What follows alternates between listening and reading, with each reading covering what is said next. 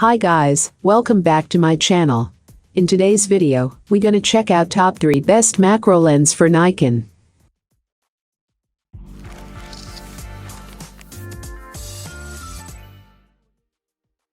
Starting at number 3. Tamron AF 90mm. Tamron introduces the newer and more enhanced version of the celebrated 90mm macro lens for both film and digital photography.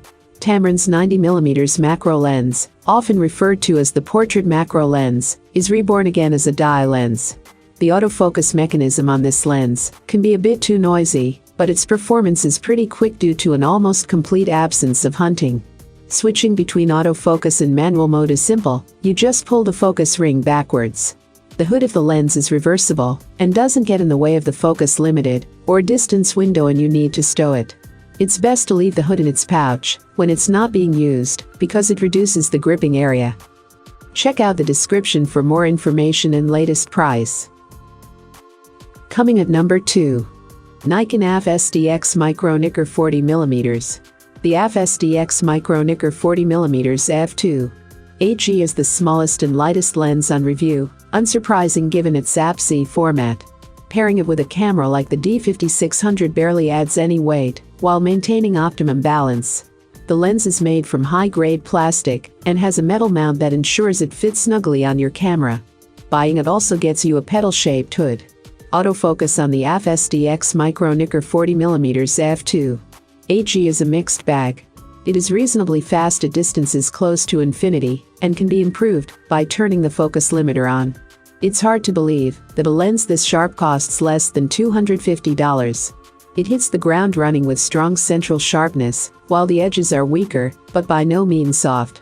The lens follows a pattern we've already established in the review. It gets sharper and stays that way until diffraction starts to interfere at the lowest apertures. The only difference is that it reaches peak performance at f5.6. Other optical properties are fine as well. Flare is minimal and becomes even less pronounced if you attach the hood.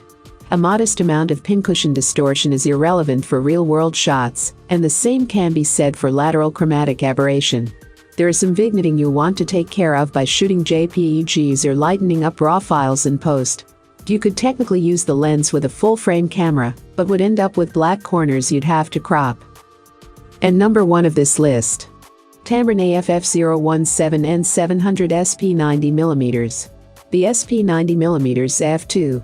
8 IVC United States dollars is among the best looking and best constructed lenses on review. Its body is metal and weather sealed, which makes the lens ideal for wildlife close-ups.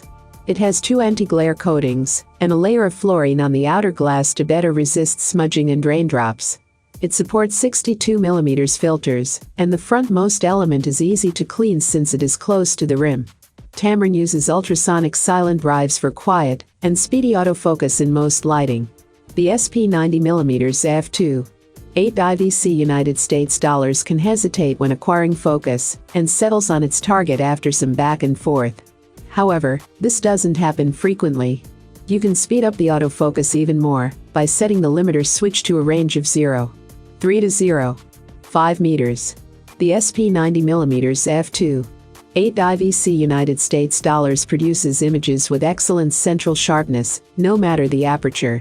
Its corners border on soft at f2.8 and make a leap in quality at f4.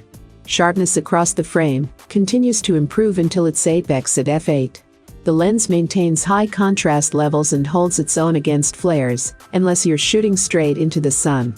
The lens has an academic amount of pincushion distortion that's irrelevant for field performance. Vignetting is handled well for a macro lens and never exceeds 1.5 stops. You can pull off attractive background blur with seamless transitions between colors, while bokeh has visible edges at f2.8 that don't pose a problem. All of these items are available on Amazon.